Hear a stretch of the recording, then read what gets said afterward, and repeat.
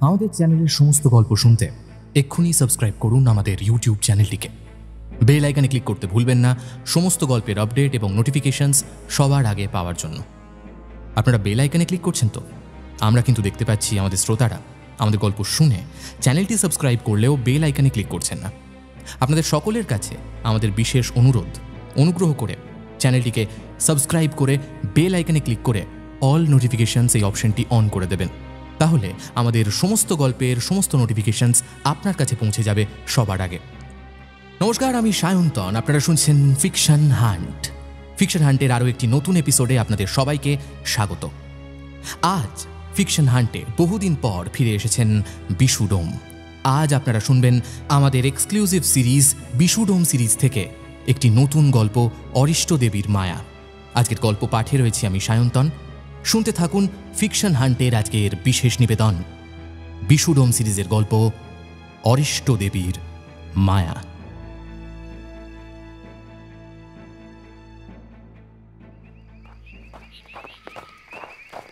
নদীর পাড় ধরে হেঁটে আসছিল একজন। মনে তার অফুরন্ত আনন্দ। তার নতুন ব্যবসার ডিলটা ফাইনাল হয়েছে আজ। যদি ব্যবসা ঠিকঠাক চলে তাহলে আর বেশি দিন তাকে দারিদ্রতার চরম কষ্ট ভোগ করতে হবে না। মনের আনন্দে গুনগুন করে গান ধরে সে। আমার নাচিছে,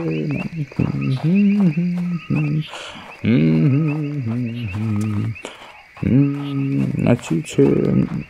কিন্তু পর মুহূর্তেই মাটির সঙ্গে একটা ভারী কিছুর ঘর্ষণের আওয়াজ গানে আসে তার।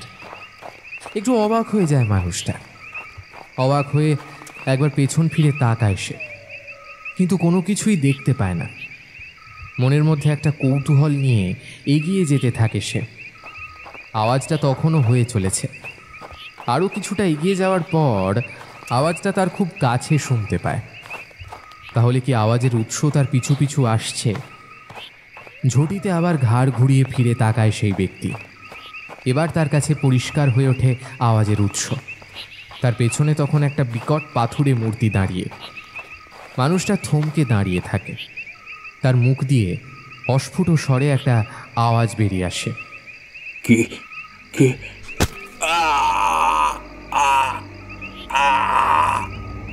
তার বাকি কথা মুখেই আটকে থাকে।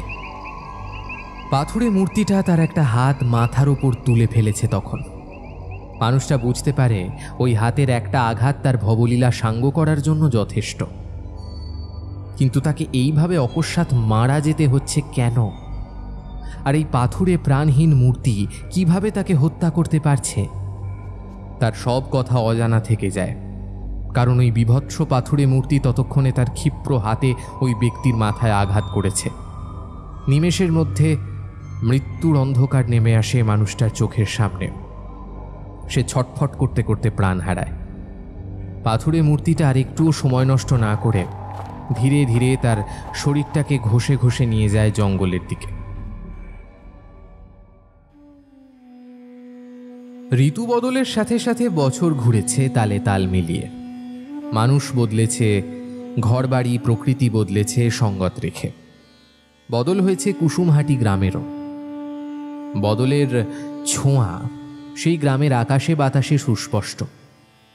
বিশু নিজেকে আরও তৈরি করেছে এই গ্রামকে রক্ষা করার জন্য। এখন তার খ্যাতি এতটাই যে আশপাশের এলাকায় তার সুনাম তৈরি হয়েছে যথেষ্ট। মানুষ তার কথা মানে, শোনে এবং তাকে ভালোবাসে। বদল তার শিক্ষা এলেও তার মনের বদল কোনোভাবেই আনতে চায়নি বিশু। আজও সে একইভাবে মৃত মানুষের সৎকার করে, একইভাবে সাধু বাবার স্মৃতি আঁকড়ে বেঁচে থাকে। আর গ্রামের কাউকে সেই মহান সাধু বাবার কথা ভুলতে দেয় না। তাই মাঝে মাঝেই গ্রামের মানুষ নানান ধরনের কথকতা শুনতে ভিড় করে বিশুর কাছে, অথবা কেউ কোনো বিপদে পড়লে প্রথমেই ছুটে আসে বিশুর কাছে। এদিকে গ্রামে এক নতুন বিপদ এসে উপস্থিত হয়েছে। আসলে দেশ স্বাধীন হয়ে গেলেও পুরোপুরি শান্তি ফিরে আসেনি দেশে। দেশভাগের পর ক্রমাগত রিফিউজিরা এসে ভিড় করছে গ্রামে গঞ্জে। যারা একসময় রাজা ছিল, এক লহমায় তারা ভিটে মাটি হারিয়ে ভিখিরি হয়ে ঘুরে ফিরছে। এমতো অবস্থায় বড্ড সমস্যা হচ্ছে মেয়েদের। ছোট বাচ্চা থেকে মাঝবয়সী কুমারী থেকে বিবাহিতা বিধবা কেউই রেহাই পাচ্ছে না। হয় তাদের একলা টেনে নিয়ে গিয়ে অমানবিক অত্যাচার করছে কিছু পশুর দল, নাহলে তাদের বেচে দিয়ে আসছে শহরের পতিতালয়গুলোতে। নতুন মাংসের স্বাদে তাদের চড়া দামে কিনে নিচ্ছে সেখানকার মালিকরা। খিদের তাড়নায় অনেকে ইচ্ছে করেও নিজের বাড়ির মেয়েদের ভুলিয়ে সেখানে নিয়ে গিয়ে বিক্রি করে দিচ্ছে। মেয়েরা ভয় বাড়ি থেকে বেরোতে অবধি পারছে না। কেউ বা নিজেদের কন্যা সন্তানকে রক্ষা করার জন্য বিয়ের বয়স না হলেও কোনো রকমে বিয়ে দিয়ে দিচ্ছে। বিশু আর গ্রামের কিছু মাতব্বর শ্রেণীর মানুষ এই বিষয় নিয়ে আলোচনায় বসেছিল, কারণ গ্রামের ঠিক বাইরে একটা নতুন পতিতালয় গড়ে উঠেছে। কানাঘুষো শোনা যাচ্ছে যে এই কুসুমহাটির কিছু মানুষও ওখানে যাচ্ছে নিয়মিত। ব্যাপারটা নিয়ে কিছু একটা পদক্ষেপ না নিলে এই গ্রামেও মেয়ে পাচার করার চক্রটা ঢুকে পড়বে নির্দ্বিধায়। আলোচনা শেষ করতে করতে একটু রাত হয়ে যায়।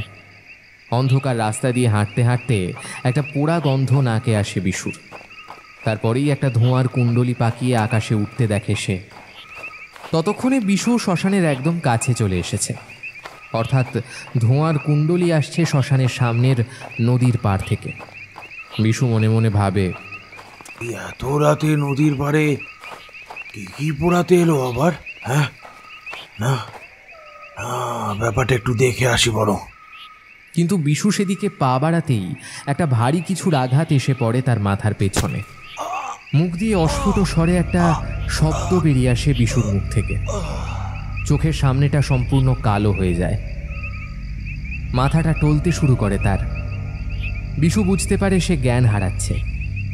তবুও খুব কষ্ট করে নিজের চেতনা হারিয়ে যাওয়ার আগে বিশু একবার দেখার চেষ্টা করল ঠিক কে তাকে আঘাত করল, কিন্তু একটা ছায়ামূর্তি ছাড়া বিশেষ কিছুই বুঝতে পারল না বিশু। একটা অন্ধকার জমাট বেঁধে তার চোখের সামনে স্থির হয়ে রইল। বিশু লুটিয়ে পড়ল মাটিতে। ভোরবেলা মন্দিরের পুরোহিত অচৈতন্য বিশুকে মাটিতে লুটিয়ে পড়ে থাকতে দেখে শোরগোল বাঁধিয়ে দেন। তার হাঁক ডাকে জড়ো হয় গ্রামের কিছু মানুষ। বিশুকে তারা তুলে নিয়ে যায় তার ঘরে। তাকে কিছু সেবা শুশ্রূষা করার পর সকলকে স্বস্তি দিয়ে বিশুর জ্ঞান ফিরে আসে। মাথার পেছনের আঘাতটা বেশ ভালোই জোরে লেগেছিল, তার জেরে এখনও খানিকটা শারীরিক অস্বস্তি রয়েই গেছে। রক্ত না বেরোলেও ব্যথাটা এখনও বেশ কষ্টদায়ক মনে হয় বিশুর কাছে। একটু সুস্থ বোধ করতে বিশু সকলকে আশ্বাস দিয়ে বলে, চিন্তা করো না তোমরা, আমি এখন একদম সুস্থ আছি। তোমরা আমার পাশে থাকলে আমার কি কেউ কোনো ক্ষতি করতে পারে? হ্যাঁ। ভিড়ের মধ্যে থেকে একজন বলে, সে না হয় বুঝলাম বিশুদা, কিন্তু তোমার হয়েছেটা কি? মাথার পেছনটা কেমন ফুলে আছে, দেখে তো মনে হচ্ছে কোনো ভারী কিছুর আঘাত লেগেছে তোমার। এমনটাকে করলো কে যে তার মাথায় অত জোরে আঘাত করেছিল সেটা তো বিশু নিজেও জানে না। বিশু সকলকে গতকাল রাতের সব ঘটনা খুলে বলে। সত্যি বলতে এই গ্রামে বিশুকে কেউ আঘাত করতে পারে সেটা সত্যি অবিশ্বাস্য, কিন্তু এখন গ্রামের মধ্যে এত রিফিউজি এসে জড়ো হচ্ছে যে কাউকে সেভাবে ভরসা করা যাচ্ছে না। যদিও বিশু সেখানেও তার যথাসাধ্য সাহায্য করছে, তবুও মানুষের মধ্যে কি অভিসন্ধি ভিড় করেছে সেটা তো আর বাইরে থেকে বলা যায় না। সকলেই যখন বিশুর ওপরে কে আঘাত হানতে পারে এই বিষয় নিয়ে আলোচনা করছে, তখন বাইরে থেকে একটি বাচ্চা ছেলে দৌড়তে দৌড়তে এসে হাঁপিয়ে হাঁপিয়ে সকলকে বলে, খুন খুন খুন হয়েছে গো, খুন। হ্যাঁ, একটা মানুষের শরীর উঠে এসেছে জালে। হ্যাঁ। ভিড়ের মধ্যে একজন তাকে জিজ্ঞাসা করে, খুন? তুই বুঝলি কি করে? বাচ্চা ছেলেটা তখন হাঁপাতে হাঁপাতে বলে, বাবা বাবা কইল এই এখানে এসে বলতে। হ্যাঁ। বিশু সকলকে থামিয়ে দিয়ে বলে, একটা বাচ্চা ছেলেকে এসব কথা জিজ্ঞেস করার কোনো মানে হয় না। আমরা না হয় নদীর পাড়ে গিয়ে দেখে আসি ব্যাপারটা কি হয়েছে। হ্যাঁ, এই শরীরে কি না গেলেই নয়? না না, আমাকে যেতেই হবে। বিশুর কথায় সকলেই সহমত হয়ে তখনই নদীর পাড়ে যাওয়ার জন্য তৈরি হয়। তবে সকলেই বিশুকে এই অসুস্থ শরীর নিয়ে সেখানে না যাওয়ার কথাই বলে। তবে কুসুমহাটির বিপদে বিশু যে নিজের অসুস্থতাকে প্রাধান্য দেবে না সেটা বলাই বাহুল্য। সকলের সাথে বাচ্চা ছেলেটির পেছন পেছন বিশুও চুলল নদীর পাড়ে। বাচ্চা ছেলেটার নাম খোকন। সে তার বাবার সাথে প্রতিদিন নদীতে জাল ফেলে মাছ ধরে। যা মাছ ওঠে সেটা বিক্রি করে তাদের সংসার চলে। খোকনের বাবা নবীন জেলেকে এই গ্রামের সকলেই চেনে, কিন্তু এত বছরে এমন অঘটন কখনো ঘটেনি। আজ হঠাৎ এমন কেন ঘটল সেটাই কেউ বুঝতে পারছে না। নদীর পাড়ে গিয়ে সকলে দেখে নবীন জেলে তার জাল মাটিতে ফেলে জড়সড় হয়ে একদিকে বসে আছে। সে যে যথেষ্ট ভয় পেয়েছে সেটা বেশ ভালোই বুঝতে পারে সকলে। কোনো রকমে কাঁপতে কাঁপতে নবীন বলে, আইজু ওরে জাল ফেলেছিলাম নদীতে রোজকার মতোই, হঠাৎ ভারী লাগলি, ভাবলুম বরাতে বড় মাছ আসি আইস, জাল উঠিয়ে দেখি হে মাংসে রক্ত লাগিয়ে আছে। আমি কিছু জানিনি গো, পুলিশ ধরলে আমার পরিবার মরি যাবে গো। নবীন হাউমাউ করে কাঁদতে থাকে। তাকে সান্ত্বনা দিয়ে বিশু বলে, তোকে কেন পুলিশ ধরবে খামোখা? তুই তো আর কিছু করিসনি যে তোকে ধরবে। তাহলে ভয় পেয়ে পালাচ্ছিস কেন? তাছাড়া তো আমরা তো সবাই আছি তো নাকি? হ্যাঁ। তারপর কাছে গিয়ে জালে ওঠা মানুষটাকে ভালো করে দেখে বিশু বলে, আচ্ছা, একে কি তোমরা কেউ চেনো? আমি তো একে কখনো আগে দেখেছি বলে মনে পড়ছে না। তাও একবার রিফিউজি ক্যাম্পে গিয়ে খবরটা দিও। কি জানি কিভাবে যে বেঘরে একটা তরতাজা প্রাণ চলে গেল, কে জানে। ততক্ষণে পুলিশ চলে এসেছে। সকলের সাথে কথা বলে নবীন জেলেকে জিজ্ঞাসাবাদ করে পুলিশ মৃতদেহটাকে নিয়ে চলে যায়। কিন্তু সকলের মনের মধ্যে একটা অজানা আশঙ্কা দানা বাঁধতে শুরু করেছে। তাহলে কি কুসুমহাটিতে আবারও কোনো অশান্তি নেমে আসছে? তা না হলে যেই রাতে বিশুকে আঘাত করা হলো ঠিক তার পরের দিনই এমন একটা দুঃসংবাদ বয়ে নিয়ে এলো তাদের জন্য? নাকি দুটো ঘটনাই ঘটেছে একই সাথে? বিশু নিজের অজান্তেই ঘটনাস্থলে উপস্থিত হয়েছিল বলে তাকে আঘাত করা হয়েছিল। মুখে কেউ কিছু না বললেও সকলেই বুঝতে পারে যে কুসুমহাটি গ্রামে কিছু একটা ঘটছে বা আরও মারাত্মক কিছু ঘটতে চলেছে, যার প্রতিকার ঠিক কী সেটা খুঁজে বের করা খুব দরকার। তবে আসল সমস্যা ঠিক কী সেটা বুঝতে না পারলে সমাধান করা অসম্ভব। কোথায় গেলে সূত্র পাওয়া যাবে সেটাই ভাবতে শুরু করে সকলে। বিশু মনে মনে হিসেব করে নেয় গতকাল রাতে সম্ভাব্য যে জায়গায় সে ধোঁয়ার কুণ্ডলী দেখতে পেয়েছিল সেখান থেকে খোঁজ শুরু করবে। কিন্তু সমস্যা ঠিক কতটা ভয়ঙ্কর সেটা যেহেতু বিশু জানে না, তাই অকারণ কাউকে জড়িয়ে তাকেও বিপদের মধ্যে ফেলতে চায় না বিশু। সে মনে মনে ঠিক করে সকলে ফিরে গেলে সে একা গিয়ে একবার খোঁজ করবে জায়গাটা। সেটাও তো সেই নদীর ধারের ঘাটেই হবে। তাহলে কি সত্যিই গতকাল রাতে এই নদীর পাড়ে কোনো অজানা বিপদের সূচনা হয়েছে এই কুসুমহাটি গ্রামে?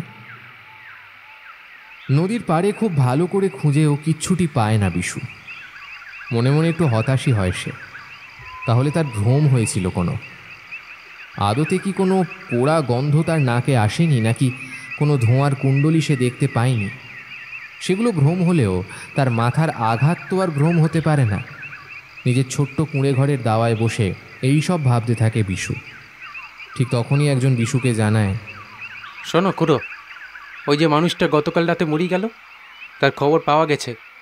রিফিউজি ক্যাম্পে কয়েক সপ্তাহ আগে সে এসেছিল। পুলিশ বলিছে রিফিউজিদের নিজেদের মধ্যে কোনো বচসার জেরই ওই মানুষটিকে খুন হতে হয়েছে। কারণ তার মাথার পিছনে গভীর একখান ক্ষত রয়েছে, সেখান থেকেই অধিক রক্ত বেরোতেই মানুষটি মরে গেছে। পুলিশ গিয়ে জিজ্ঞাসা করেছে অনেককেই, কিন্তু কাউকে এখনো ধরতে পারেনি, বুঝলে? খোঁজ করিতেছে পুলিশ। খবরটা শুনে হিসেব মিলে যায় বিশুর। নিশ্চয়ই গত রাতে বিশু যখন ফিরছিল তখন ওই মানুষটার প্রাণ কেড়ে নেওয়া হচ্ছিল। বিশু সেখানে পৌঁছে যেতেই তার উপর আক্রমণ হয়। যদিও বিশু কাউকেই তেমন দেখতে পায় না, কিন্তু অপরাধীরা যে তাকে দেখতে পেয়ে ভয় পেয়ে যায়, তাই তার উপর আক্রমণ করে, তাকে প্রাণে মেরে ফেলতে চায়। কিন্তু বরাত জোরে বেঁচে যায় বিশু। একবার রিফিউজি ক্যাম্পে গিয়ে মৃত ব্যক্তির সম্পর্কে খোঁজ খবর করে আসবে ঠিক করে। তাছাড়া খোঁজ খবর করলে সে যদি এমন কোনো তথ্য পায় যার থেকে অপরাধীদের ধরা যায় তাহলে বেশ ভালো হয়। কথাটা মনে হতেই রিফিউজি ক্যাম্পে গিয়ে মৃতের বাড়িতে গিয়ে জিজ্ঞাসাবাদ করে। বিশু জানতে পারে যে মৃতের নাম জগন্নাথ ঘোষাল। কয়েক সপ্তাহ আগে সে রিফিউজি ক্যাম্পে এসেছে, তবে কেউ সঠিকভাবে বলতে পারছে না যে সে আদৌ বাংলাদেশ থেকে এসেছে কিনা। একটা ছোট ঘর পেয়েছিল সে, যতদূর জানা যায় তার কোনো পরিবার ছিল না। মাঝে মাঝে কাজের জন্য সে কোথাও একটা যেত, সেটা কেউ ঠিক করে বলতে পারে না। মোট কথা এই জগন্নাথ ঘোষাল নামে লোকটার সাথে কারোর তেমন যোগাযোগ ছিল না। বিশু হতাশ হয়ে ফিরে আসছিল নিজের ঘরে।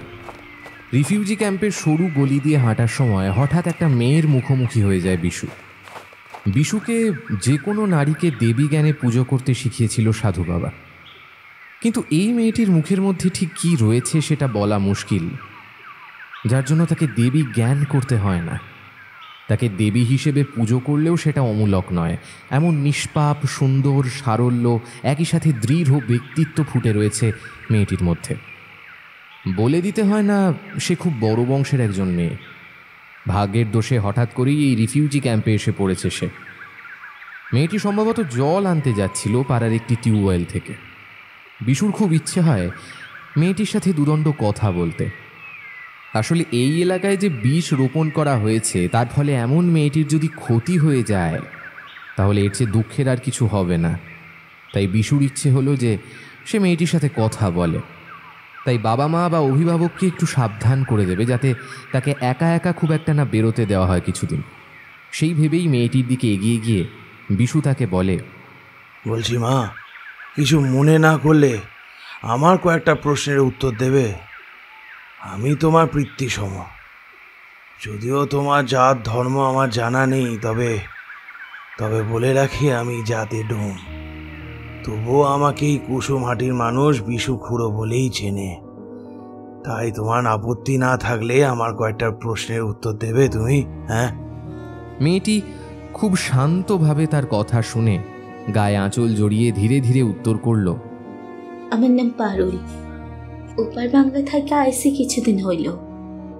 এই একখান গড় পাইছি, তাতে বাপ মা দাদা বৌদি বাইপো বাইচি আর আমি থাকি। আপনার নাম শুনছি খুড়ো। মানুষের জাত উঁচু হইলেও কি আর মানুষে ভালো হয়? আপনি আসেন, বাপ মায়ের সাথে আলাপ করে যান। পারুল জল নিয়ে বিশুকে সঙ্গে করে তার ঘরের দিকে চলে গেল। সত্যি মানুষ যে কি পরিমাণ কষ্ট করে এই রিফিউজি ক্যাম্পগুলোতে আছে সেটা অবিশ্বাস্য। একটা নিঃশ্বাস বেরিয়ে আসে বিশুর বুক খালি করে। সেখানে গিয়ে জমিদার তারাশঙ্কর মুখুজ্জের সাথে আলাপ হয় বিশুর। উনি পারুলের বাবা। কয়েকদিন আগে অবধি যার রাজার হাল ছিল, আজ সে ভিখিরি। এটাই নিয়তি। তারাশঙ্কর বাবুর একমাত্র পুত্র রবিশঙ্কর কাজের চেষ্টা করছে। সে পেশায় উকিল। আশা করা যায় খুব তাড়াতাড়ি কিছু একটা উপায় বের করে ফেলবে। তবে পারুল বাল্য বিধবা, তার কোনো হিল্লে করা সম্ভব নয়। মনটা সত্যি খারাপ হয়ে গেল বিশুর। কথায় কথায় বিশু এখানে আসার ঘটনা বলে তাদের। জগন্নাথ ঘোষালের নাম শোনার পর হঠাৎ চোয়াল শক্ত হয়ে ওঠে তারাশঙ্কর বন্দ্যোপাধ্যায়ের। তিনি কিছু সময় নিয়ে নিজেকে সামলে উঠে বলেন, এই নামে কাউকে আমি চিনি না বিশু। যদি সে মারা যায় তাহলে সেটা তার কর্মফল। আমাদের কর্মফলও খারাপ, না হলে এই হাল কেন হবে আমাদের? এরপর চুপ করে যান তিনি। বিশু লক্ষ্য করে তার কথার মধ্যে ওপার বাংলার ভাষার ছাপ থাকলেও একটা মোটামুটি বিশুদ্ধ বাংলা তিনি বলছেন, অর্থাৎ তিনি যথেষ্ট শিক্ষিত এবং তিনি যে বেশ উচ্চবংশীয় এর মধ্যে কোনো দ্বিমত নেই। তবে বিশু বুঝতে পারে যে তিনি এই জগন্নাথ সম্পর্কে সত্যি কথা বললেন না। তাহলে কি ধরে নিতে হয় মানুষটা সত্যিই একটি খারাপ মানুষ ছিল? তাই জন্য কেউ তাকে এইভাবে মেরে ফেলেছে? কে? এই বাড়ির কেউ? মাথা নিচু করে ভাবতে থাকে বিশু। কিন্তু তারাশঙ্কর বাবুর মতো একজন বৃদ্ধ, তার উপর উচ্চবংশের একজনের পক্ষে মানুষ খুন করার মতো ঘৃণ্য কাজ করা প্রায় অসম্ভব। আর তার ছেলে রবিশঙ্কর কাজ খোঁজার জন্য কলকাতায় রয়েছে। তাহলে কাজ করল কে? বিশু কিছুক্ষণ চুপ করে থেকে ধীরে ধীরে তারাশঙ্কর বাবুকে বলে, পারুলকে একটু সাবধানে রাখবেন বাবু। দেশের অবস্থা ঠিক নয়, সেটা তো আপনি জানেনই। ওকে একা বেরোতে দেবেন না জানো? হ্যাঁ, তোমার কথা আমাদের মনে থাকবে। তবে জেনে রাখো, মুখুজ্জে বংশের ক্ষতি যদি কেউ করতে চায় তাহলে তাকে শাস্তি স্বয়ং বিধাতাই দেবেন। অন্ধকার নদীর পাড়ে আবার জ্বলে উঠেছে তুষের আগুন। একটা নরম ধোঁয়ার কুণ্ডলী পাক খেয়ে আকাশের গায়ে উঠছে, কিন্তু সেখানে কোনো মানুষের উপস্থিতি দেখা যায় না। তবে আগুনটা জেলে দিয়ে কেউ কি আড়ালে চলে গেল? কিন্তু কেন? আশপাশ থেকে ধীরে ধীরে একটা পাথুরে আওয়াজ শোনা যাচ্ছে। চারিদিক খুব শান্ত হয়ে গেছে হঠাৎ, যেন কোনো ভয়ঙ্কর ঝড়ের পূর্বাভাস বয়ে নিয়ে আসছে এই নিস্তব্ধতা। দুজন মানুষ নিজেদের মধ্যে কথা বলতে বলতে হেঁটে যাচ্ছিল ওই রাস্তা ধরে। খুব সন্তর্পণে এবং সাবধানে তারা কথা বলছিল, যেন কোনো গভীর ষড়যন্ত্রে লিপ্ত রয়েছে তারা। এতটাই মশগুল ছিল তারা নিজেদের মধ্যে যে তাদের পেছনে যে একটা ভয়ঙ্কর মূর্তির আগমন ঘটেছে সেটাও তারা বুঝতে পারে না। একটা পাথুরে আওয়াজ শুনতে পেয়ে তারা পেছন ফিরে দেখতে পায় একটা ভয়ঙ্কর পাথুরে মূর্তি। তারা এতটাই ভয় পেয়ে যায় প্রথমে যে ফ্যাল করে তাকিয়ে থাকে সেই মূর্তির দিকে। তাদের পা দুটো যেন মাটিতে আটকে গেছে। সামনে বিপদ দাঁড়িয়ে থাকতে দেখেও একটুও তারা নিজের জায়গা থেকে সরতে পারে না। পাথুরে আওয়াজ করে মূর্তিটা ধীরে ধীরে তাদের সামনে এগিয়ে আসতে থাকে। ভয় আতঙ্কে তাদের চোখ বিস্ফারিত হয়ে যায়, মুখে তারা কোনো কথা বলতে পারে না। পাথুরে মূর্তিটা তাদের ঠিক সামনে এসে দাঁড়িয়ে থাকে কিছুক্ষণ, তারপর তার দুটো হাত ধীরে ধীরে তুলে ধরে। তাদের দুজনের মাথার ঠিক পেছনে একটা মোক্ষম আঘাত হানে, এতটাই জোরে আঘাত হানে যে মানুষ দুটো নিমেষের মধ্যে মাটিতে লুটিয়ে পড়ে। অন্ধকারে স্পষ্ট দেখা না গেলেও বিলক্ষণ এটা বোঝা যায় যে তাদের ক্ষতস্থান থেকে ভয়ঙ্কর রক্তপাত হতে শুরু করেছে। মানুষ দুটো যন্ত্রণায় কাতরাচ্ছে, তাদের গলা দিয়ে একটা গোঙানির আওয়াজ ছাড়া কিছুই পাওয়া যাচ্ছে না। এরকমভাবে পড়ে থাকলে তাদের নির্ঘাত মৃত্যু হবে। কাজটা করে পাথুরে মূর্তিটা ধীরে ধীরে অন্ধকার ঝোপের আড়ালে চলে যায়। একজন তার জন্যই অপেক্ষা করছিল। মূর্তিটা ফিরে একটা তৃপ্ত অথচ হিংস্র হাসি ফুটে ওঠে তার মুখে। তারপর রহস্য অধরা রেখে তারা মিলিয়ে যায় অন্ধকারে। পরদিন সকালে কুসুমহাটিতে আবার তোলপাড় পড়ে যায়। আরও দুজন মানুষের মৃতদেহ পাওয়া গেছে এই গ্রামে। সবচেয়ে চিন্তার বিষয়, এদের মৃত্যুও হয়েছে মাথার পেছনে আঘাত লেগে। নিশ্চয়ই একটা ষড়যন্ত্র হচ্ছে সকলের চোখের আড়ালে, আর তার ফলেই এই পরপর মৃত্যুগুলো হচ্ছে। গ্রামবাসীর মনে আবার পুরনো ভয় ফিরে আসে। তারা ভাবতে শুরু করে আবার কোনো অপদেবতার নজর পড়ল নাকি এই কুসুমহাটি গ্রামে। কিন্তু বিশু বুঝতে পারে তার সন্দেহ অমূলক নয়। এই ঘটনাগুলোর সাথে কোনো না কোনো যোগ রয়েছে তারাশঙ্কর বাবুর পরিবারের। তবে যেহেতু তার হাতে কোনো প্রমাণ নেই, তাই নিশ্চিতভাবে কাউকে কিছু বলতে পারে না বিশু। মনে মনে স্থির করে নিজেই একবার এই রহস্যের সমাধান করার চেষ্টা করবে। কোনো তথ্য হাতে এলে তখন না হয় গ্রামবাসীকে বলা যাবে সবটা। সকলের সাথে বিশুও হাজির হয় নদীর পাড়ে। অদ্ভুত ব্যাপার, এবারেও যারা মারা গেছে তারা এই কুসুমহাটি গ্রামের পুরনো বাসিন্দাদের মধ্যে কেউ নয়। কেউ চেনেও না এদের। পুলিশ এসে এদের মৃতদেহ নিয়ে গিয়ে আবারও এই রিফিউজি ক্যাম্পে খোঁজ করার পর জানতে পারে যে ওখানেও এদের তেমন কেউ পরিচিত নেই। সবচেয়ে আশ্চর্যের বিষয় যে লোকটি আগে মারা গেছে, অর্থাৎ জগন্নাথ ঘোষাল, তার ছোট ঘরেই এই দুটো মানুষ এসে আশ্রয় নিয়েছিল কয়েকদিন যাবৎ। রিফিউজি ক্যাম্পের বাকি কেউই তাদেরকে স্পষ্টভাবে চেনে না। কথা শুনে বিশুর মনের খটকা আরও জোরালো হয়ে ওঠে। সে আর সময় নষ্ট না করে তাড়াতাড়ি হাঁটা দেয় আবার পারুলদের ঘরের উদ্দেশ্যে। তাদের ওই ছোট্ট ঘরটাতে ঢোকার আগেই থমকে দাঁড়িয়ে যেতে হয় বিশুকে। ঘরের ভেতর থেকে সাংঘাতিক রকমের চেঁচামেচির আওয়াজ শোনা যাচ্ছে। বাইরে দাঁড়িয়ে ঘটনাটা কি ঘটছে সেটা আন্দাজ করার চেষ্টা করে বিশু। অন্য সময় হলে এইভাবে বাইরে দাঁড়িয়ে অন্যদের কথা শোনার মতো প্রবৃত্তি তার হতো না, কিন্তু এখন যখন এই পরিবার সম্পর্কে তার পুঙ্খানুপুঙ্খ তথ্য দরকার, তখন আড়াল থেকে এদের উত্তপ্ত কথোপকথন শুনলে কোনো একটা দিশা খুঁজে পাওয়া যেতে পারে, এটা বুঝতে পারে বিশু।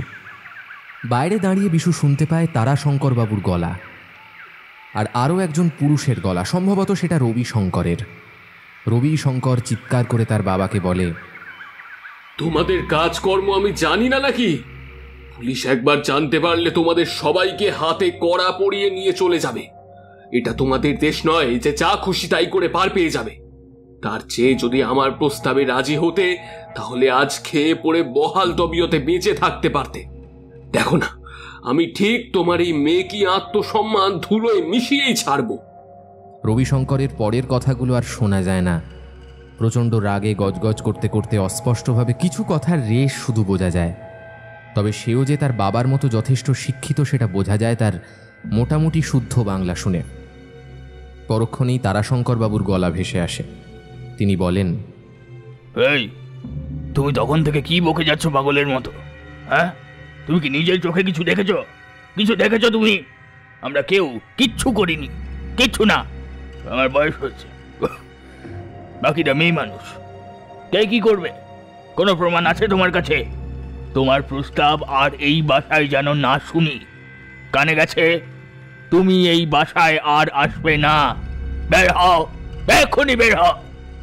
তার গলার আওয়াজ শুনে স্পষ্টই বোঝা যায় যে তিনি বেশ উত্তেজিত হয়ে রয়েছেন। তবে রবিশঙ্করও কম যায় না। প্রত্যুত্তরে সে চিৎকার করে বলে ওঠে, কেন যাব? কেন? এইটা আমারও বাসা। দরকার হলে তোমার সবচেয়ে দামি জিনিস আমি নিয়ে যাব। জাত ধুয়ে জল খাবে নাকি? পেটে নেই ভাত, গায়ে নেই জামা, ও নিয়ে এলেন জমিদার। আরে যাও তো। তারাশঙ্করবাবু আরো উত্তেজিত হয়ে চিৎকার করে বলেন, তুই এক্ষুনি বের হবি, না হলে আমি তোকে খুন করব। ভাবিস না আমার বুড়ো হাড়ের জোর নেই? মেরে পুঁতে রেখে দেবো তোকে। বের হ। এই কথার পর হঠাৎ চুপচাপ হয়ে যায় দুজনেই। কিছুক্ষণ বাদে রবিশঙ্কর দাঁতে দাঁত চেপে বলে, এই কাজ তুমি করতেই পারো। আমি পুলিশকে গিয়ে সব বলে আসবো। দাঁড়াও, এই আমি চলে গেলাম। আমি ঠিক আসবো, আবার আসবো। আমি যা চাই সেটা আমি নিতে জানি। এই কথাগুলো বলতে বলতে রবিশঙ্কর দরজার দিকে এগোতে থাকে। তার পায়ের শব্দ শুনে বিশু আড়ালে চলে যায়। বিশু আর বেশিক্ষণ তারাশঙ্করবাবুর সামনে দাঁড়িয়ে থাকে না। তারাশঙ্করবাবুর বাড়ির সামনে দাঁড়িয়ে থাকে না। রবিশঙ্কর বেরিয়ে যেতেই বিশুও রিফিউজি ক্যাম্প ছেড়ে বেরিয়ে চলে আসে। তার মনের মধ্যে যে তখন হাজার প্রশ্নের ভিড় একসাথে জট পাকিয়ে রয়েছে। ধীরে ধীরে সেই জটগুলো ছাড়াতে পারলে হয়তো রহস্যের কুলকিনারা করা সম্ভব। তবে বিশু এই ব্যাপারে সম্পূর্ণ নিশ্চিত যে তাদের গ্রামে যে মৃত্যুগুলো পরপর হচ্ছে তার পেছনে তারাশঙ্করবাবুর পরিবারের কোনো না কোনো সম্পর্ক রয়েছে। তারাশঙ্করবাবুর শেষের কথাগুলো বিশুর কানে বাজতে থাকে। তিনি যতই বুড়ো হয়ে যান না কেন, এখনও তার যথেষ্ট শক্তি রয়েছে। তাহলে কি কোনো কারণে তার পরিবারকে রক্ষা করার জন্য তিনি ছদ্মবেশে ওই মানুষগুলোকে খুন করছেন? বিশু মনে মনে ঠিক করে আজ রাতের বেলায় নদীর ধারে সে নিজে লুকিয়ে নজর রাখবে কোনো ঘটনা ঘটছে কিনা। এই অভিযানে বিশু কাউকেই সামিল করেনি এখনও, তাই তার কোনো বিপদ হলে কেউ যে তাকে উদ্ধার করতে আসবে না সেটা বুঝতে পেরেও বিপদ ঠিক কতটা গুরুতর সেটা বোঝার জন্য বিশু আর কাউকে এর সাথে যুক্ত করে না। মনে মনে স্থির করে যদি দরকার পড়ে তখন গ্রামের মানুষকে না হয় জানানো যাবে। তাছাড়া তারাশঙ্করবাবুদের এমনিই দুর্ভোগের শেষ নেই। তারপরে গ্রামের মানুষ যদি জানতে পারে তাদের জন্য গ্রামে অসন্তোষ তৈরি হচ্ছে, তাহলে তাদের এই আশ্রয়টুকুও হারাতে হবে। তার চেয়ে বরং নিজে ব্যাপারটা বুঝে তারপর না হয় বাকিদের সব কথা বুঝিয়ে বলা যাবে। এইসব ভেবে সন্ধ্যের পর খুব সন্তর্পণে বিশু ধীরে ধীরে নদীর পাড়ে চলে যায়। যে জায়গা থেকে ধোঁয়া বেরিয়েছিল সেই জায়গায় পৌঁছে একটা ঝোপের আড়ালে অপেক্ষা করতে থাকে বিশু।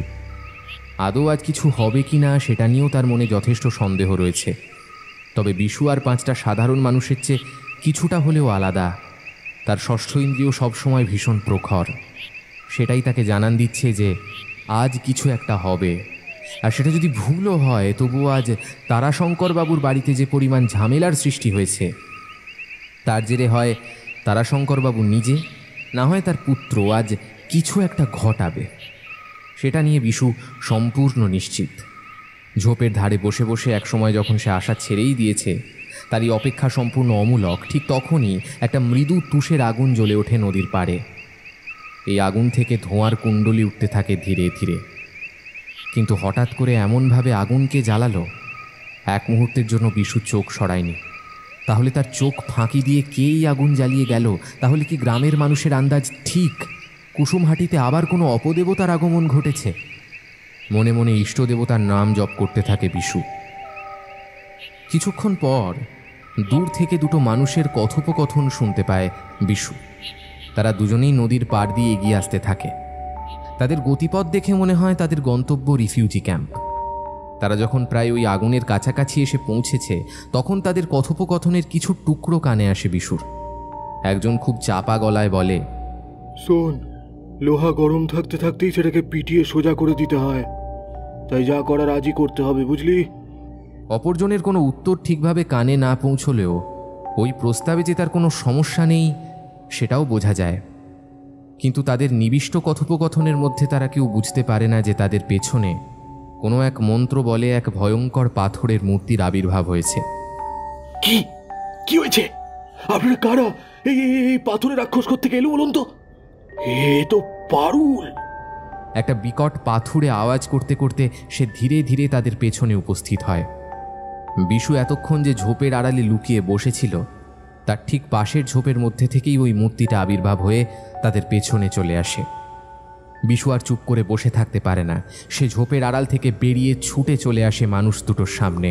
বিশু চিৎকার করে সাবধান করতে থাকে মানুষ দুজনকে। আপনারা পালিয়ে যান, আপনারা পালিয়ে যান, তাড়াতাড়ি এ স্থান পরিত্যাগ করুন, আপনারা পালিয়ে যান, না হলে অপঘাতে সবার মৃত্যু হবে, আপনারা পালিয়ে যান। তবে ততক্ষণে যা ক্ষতি হওয়ার হয়ে গেছে। মানুষ দুটো কোনো কিছু বুঝে ওঠার আগেই ওই পাথরের একটা মোক্ষম আঘাতে সম্ভবত তাদের ভবলীলা সাঙ্গ করে দিয়েছে। বিশু বুঝতে পারে এই মূর্তির আঘাতই সেই দিন তার মাথার পেছনে এসে লেগেছিল। সম্পূর্ণ একটা পাথরের মূর্তি কিভাবে চলাফেরা করছে আর ঠিক কোথা থেকেই বা তার আবির্ভাব ঘটল, ওখানে বসে থেকেও বিশু তার বিন্দু বিসর্গ বুঝতে পারে না। ওই মানুষ দুটোকে ঘায়েল করে মূর্তিটা তখন ধীরে ধীরে বিশুর দিকে এগোতে থাকে। বিশু বুঝতে পারে মায়া শক্তি ছাড়া আর কিছুই নয়। তার কারণ সম্পূর্ণ জ্ঞানে থাকা সত্ত্বেও সামনে বিপদ দেখেও সে এতটুকু সরতে পারছে না। তার পা দুটো কোনো মন্ত্র বলে মাটির সাথে আটকে গেছে। বিশু সম্পূর্ণভাবে নিশ্চিত হয়ে যায় যে এই মুহূর্তে তার মৃত্যু অনিবার্য। কিন্তু তার মৃত্যু হলেই কুসুমহাটির গ্রামকে কিভাবে রক্ষা করবে এই পাথরের মায়া শক্তির হাত থেকে? মূর্তিটা ততক্ষণে ঠিক তার সামনে এসে পৌঁছেছে। একটা ভয়ঙ্কর ঘর ঘর শব্দ করতে করতে তার হাত শূন্যে তুলে বিশুর দিকে আঘাত হানার ঠিক আগেই বিশুর হাত ধরে কেউ একটা হ্যাঁচকা টান মেরে সরিয়ে নিয়ে যায় সেখান থেকে। হঠাৎ একটা হ্যাঁচকা টান লাগায় একটু বেসামাল হয়ে গিয়ে মাটির ওপর পড়ে যায় বিশু। কিছুক্ষণের মধ্যেই তাড়াতাড়ি মাটি থেকে উঠে সে পেছন ফিরে তাকিয়ে কাউকেই খুঁজে পায় না। এমনকি পাথরের মূর্তিটাও এখন আর নেই। নিমেষের মধ্যে অত ভারী একটা পাথরের মূর্তি কিভাবে উধাও হয়ে যেতে পারে, কোনোভাবেই সেটা বুঝতে পারে না বিশু। এমনকি কে তাকে নিশ্চিত মৃত্যুর হাত থেকে রক্ষা করলো সেটাও ভেবে পায় না সে। তবে এটা বিশু বুঝতে পারে যে সে ছাড়া অন্য আরও একজন এই ঝোপের আড়ালে লুকিয়েছিল, আর যে লুকিয়েছিল সেই পাথরের মূর্তির রহস্য উন্মোচন করতে পারে, কারণ সেটা তারই সৃষ্টি, কোনো এক মায়া। বিশু এটাও নিশ্চিত হয়ে যায় যে যে ব্যক্তি এইসব কিছুর জন্য দায়ী সে কোনো পুরুষ নয়, সে একজন নারী। কারণ একজন নারীর হাতের স্পর্শই এই যাত্রায় তাকে নির্ঘাত মৃত্যুর হাত থেকে রক্ষা করেছে। প্রশ্নের জট ছাড়ার বদলে আরও বহুগুণ যেন জটিল হয়ে ওঠে তার কাছে। তবে প্রশ্নগুলো নিয়ে এখন আর ভাবার সময় নেই তার। যে মানুষ দুটো নদীর পাড়ে পড়ে রয়েছে, তারা যদি বেঁচে থাকে তবে তাদের বাঁচানোর চেষ্টা তাকে করতে হবে। বিশু তাড়াতাড়ি ওই মানুষ দুটোর কাছে চলে যায়। তবে বিশু তাদের নাড়ি পরীক্ষা করে বুঝতে পারে যে তাদের দুজনের কেউই আর বেঁচে নেই। অর্থাৎ কুসুমহাটি গ্রামে আরও দুটো তাজা প্রাণ বলি হয়, আর সেটা হয় সম্পূর্ণ কুসুমহাটি গ্রামের রক্ষাকর্তা বিশুডোমের সামনে। পুলিশ তাদের মতোই তদন্ত করতে থাকে। পরপর একই রকম মৃত্যুর ঘটনায় গ্রামবাসী ভয়ে তটস্থ হয়ে পড়েছে। সকাল থেকে বিশুর কাছে সকলে মিলে এসে জড়ো হয়েছে। যাতে সে তাদের গ্রামকে আবার এই বিপদের হাত থেকে রক্ষা করতে পারে। কিন্তু বিশু মুখে কুলু পেটে রয়েছে। কিভাবে সে সকলকে বলবে যে ওই মর্মান্তিক ঘটনার একমাত্র প্রত্যক্ষদর্শী সে নিজে? মানুষ যদি এই কথা জানতে পারে তাহলে তারা আরও ভয় কুঁকড়ে যাবে। তার চাইতে বিশুর মাথায় একটা বুদ্ধি খেলেছে। আপাতত সেই পরিকল্পনা মাফিক সে নিজেই চেষ্টা করবে এই রহস্য উন্মোচন করার। প্রথমত, এই গ্রামে বিশুর বিশ্বস্ত অনেক মানুষ হয়েছে। তাদেরই একজনকে কাজে লাগিয়ে বিশু রিফিউজি ক্যাম্পের দিকে নজর রাখতে বলেছে প্রত্যেকটা মুহূর্তে, বিশেষ করে তারাশঙ্কর বাবুর বাড়ি আর ওই ঘরটায় যেটাতে জগন্নাথ ঘোষাল থাকত। যেহেতু বিশু সম্পূর্ণভাবে নিশ্চিত যে তাকে গতরাতে যে বাঁচিয়েছে সে একজন নারী, তাই তার প্রথম সন্দেহ হয় পারুলকে। কারণ পারুলের মধ্যে সৌন্দর্য, মাধুর্য, মাতৃত্বের পরেও আরও কিছু লুকিয়ে রয়েছে যেটার সাহায্যে সে এই ধরনের কাজ করতেই পারে। তার জন্য বিশু আরও একটা পরিকল্পনা তৈরি করে নিজে। আর দুদিন পর থেকেই অম্বুবাচী তিথি শুরু হবে। সেই সময় এই গ্রামের প্রচুর মা বোনেরা মন্দিরে এসে নানাবিধ আচার আচরণে লিপ্ত হয়। বিশু ঠিক করে সে নিজে গিয়ে পারুলকেই ব্রতে লিপ্ত করবে। তাকে কাজ থেকে নজর রাখার জন্যই এই ব্যবস্থা। যেমন ভাবা তেমন কাজ। সকলকে বসতে বলে বিশু তার বিশ্বস্ত লোকজনকে পাঠিয়ে দেয় রিফিউজি ক্যাম্পে নজরদারি চালানোর জন্য। আর সে নিজে চলে যায় তারাশঙ্কর বাবুর বাড়ি। সেখানে গিয়ে অনুনয়ের সাথে তারাশঙ্কর বাবুকে বিশু বলে, বাবু, আর দুদিন পর অম্বুবাচীর তিথি। এই গ্রামে অনেক মা বোনেরা গ্রামের মন্দির আর সাধু বাবার থানে কত কথা শুনতে চায়। পারুল মা যদি এইবার এই গ্রামের মা বোনের সাথে ওই তিথি উদযাপন করতে চায়, তারই জন্য আমি তাকে আমন্ত্রণ জানাতে এসেছি।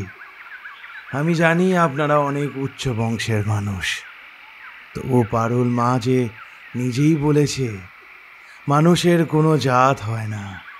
আমার মনে হয় তার মতো উদার মানুষের সাথে যদি এই গ্রামের মা বোনেরা মেশে, তবে তাদের উপকার বই অপকার হবে না। আপনি যদি অনুমতি দেন তাহলে আমি পারুল মাকে না হয় নিয়ে যাব, আবার দিয়েও যাব। হ্যাঁ। ওই এক চিলতে বাড়ির দাওয়ায় দাঁড়িয়ে বিশু কথা বলছিল। পারুল ঘরের ভেতর থেকে বেরিয়ে এসে বলে, আমি যাব খুড়ো, আমাদের পাহারা দেওয়ানোর দরকার নেই, আমি একাই পারবো। এই কথার রেশ ধরেই বিশু তাকে জিজ্ঞাসা করে, কেন মা, তোমাকে পাহারা দেওয়ার দরকার নেই কেন? হ্যাঁ, এই গ্রামে যা ঘটছে তাতে নারী পুরুষ নির্বিশেষে সকলের পাহারার প্রয়োজন। আর তুমি বলছো তোমার পাহারার প্রয়োজন নেই? হ্যাঁ, তুমি তো বেশ সাহসী মা। হ্যাঁ। পারুল হয়তো বুঝতে পারে তার কথার ভাঁজে কিছু একটা ইঙ্গিত দেওয়ার চেষ্টা করছে বিশু, তাই আর কোনো কথা না বলে ম্লান হেসে সে ঘরের মধ্যে চলে যায়। বিশু আর অপেক্ষা করে না। বিশুকে তার বিশ্বস্ত লোকেরা এসে খবর দেয়, যারা কাল মারা গেছে তারা ওই জগন্নাথ ঘোষালের ঘরেই থাকছিল কিছুদিন। তারা কলকাতা থেকে এসেছিল, এখন সেখানে তালা দেওয়া রয়েছে। দুপুরবেলা তারাশঙ্কর বাবুর ছেলে রবিশঙ্কর এসে এই ঘরের তালা খুলে রয়েছে অনেকক্ষণ। 3 ঘন্টা পরে তালা এটে সে চলে যায়। কেউ তার সাথে দেখাও করতে আসেনি। সব কটা তথ্য যথেষ্ট গুরুত্বপূর্ণ। তবে বাড়ির এত কাছে আসা সত্ত্বেও একবারের জন্য রবিশঙ্কর বাড়ির মুখোমুখি হয়নি, এবং যেই ঘরের বাসিন্দারা পরপর খুন হচ্ছে সে ওই ঘরেই থাকছে। এটা যথেষ্ট সন্দেহজনক। সন্ধেবেলায় বিশুর কাছে আবার খবর আসে যে পুরো ওই ঘরে আরও একজন মানুষ এসেছে। তাকে দেখে বোঝা যাচ্ছে যে সে রিফিউজি ক্যাম্পে থাকার মতো মানুষ হতে পারে না। সেও মনে হয় কলকাতা থেকে এসেছে। খুব সাবধানে দরজা খুলে ভেতরে ঢুকে সাথে সাথে সে দরজা বন্ধ করে দেয়। তবে তার কিছুক্ষণ পরে সে নিজেই বেরিয়ে এসে একবার তারাশঙ্কর বাবুর বাড়ির দিকে গিয়ে সেখানে না ঢুকে আবার ফিরে আসে। সব কথা শুনে বিশু তার বিশ্বস্ত লোককে বলে দেয়, ওই লোকটা যেদিন বাড়ি থেকে বেরোবে এবং দুপুরে পরে যখন আর ফিরে আসবে না, সেই দিনই আমাকে তক্ষুনি খবর দিয়ে যাবি। আর তারাশঙ্কর বাড়িতে আর কেউ আসছে কি না সেটাও নজর রাখবি। পারুলকে তো সে নিজেই ব্যস্ত রাখবে অম্বুবাচীর রীতিনীতি নিয়ে। তারপর না হয় দেখা যাক কি হয়। অম্বুবাচীর রীতি শুরু হয় কুসুমহাটি গ্রাম জুড়ে। কথা মতো পারুল সেখানে উপস্থিত হয়। তার নিষ্পাপ মুখ দেখে কোনো কিছুই বোঝার উপায় নেই। বিশু তার সাথে কুসুমহাটির সকলের আলাপ করিয়ে দেয়। সে যে ওপার বাংলার জমিদারের বাড়ির মেয়ে, উচ্চবংশীয়, তার কুলমর্যাদা সম্পর্কে সকলকে অবগত করে। পারুলের মতো অত সুন্দর এবং স্নিগ্ধ মানুষ বহুদিন যাবৎ এই গ্রামের কেউ দেখেনি। তার সান্নিধ্যে সকলেই বেশ উৎফুল্ল হয়ে ওঠে। তারা নানা রকম গল্প জুড়ে দেয় তার সাথে। পারুল নিঃসংকোচে সকলের সাথে সুন্দরভাবে কথা বলতে থাকে। দূর থেকে তাকে খুব মন দিয়ে লক্ষ্য করতে থাকে বিশু। সত্যি তার মধ্যে কোনো অস্বাভাবিকতা খুঁজে পায় না সে। তাহলে কি শুধুই এমন একটা স্নিগ্ধ মেয়েকে সন্দেহ করছে সে? নিজের নানাবিধ চিন্তা সরিয়ে রেখে বিশু কথকথা শুরু করে। বাংলা একটা প্রবাদ আছে, কিসের বার কিসের তিথি, আষাঢ়ের ৭ তারিখ অম্বুবাচী। এই দিন থেকেই অম্বুবাচী শুরু হয়।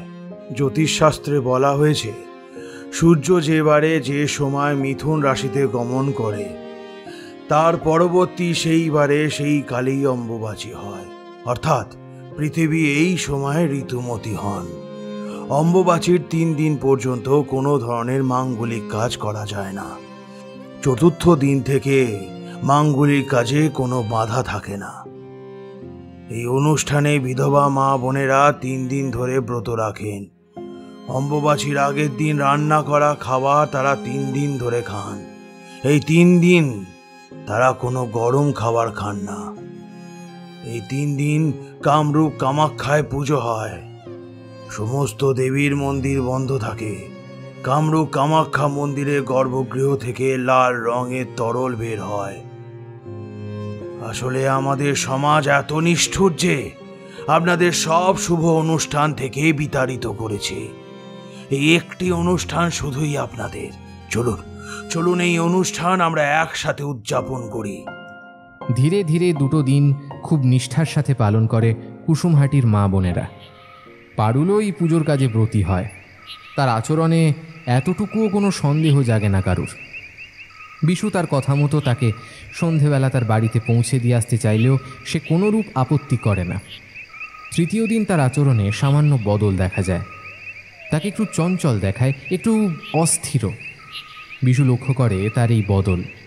এমনকি বিশুর কাছে খবর আসে যে রিফিউজি ক্যাম্পের ওই নতুন ব্যক্তি সকালে বেরিয়ে বিকেল গড়িয়েও ফেরেনি। আর আজই পারুলের এই বদল সত্যিই রহস্যজনক। বিশু বুঝতে পারে আজ আবার কিছু ঘটবে, আর সেই ঘটনার পেছনে পারুল নিশ্চিতভাবে জড়িয়ে আছে। বিশুর আশঙ্কা সত্যি করে দিয়ে পারুল তাকে ইতস্তত করে বলে, খুড়ো, আজ আমার একটু আগে সাইরা দেন।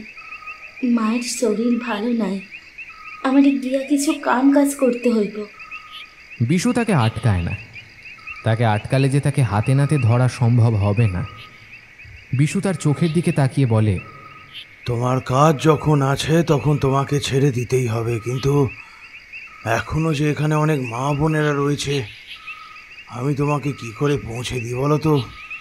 বিশু লক্ষ্য করে পারুল তার চোখের দিকে না তাকিয়ে খুব সামলে উত্তর দিচ্ছে, এখন তো অত রাইত হয় নাই, আমি পারুম একা চাইতে, আপনি ভাববেন না কিছু।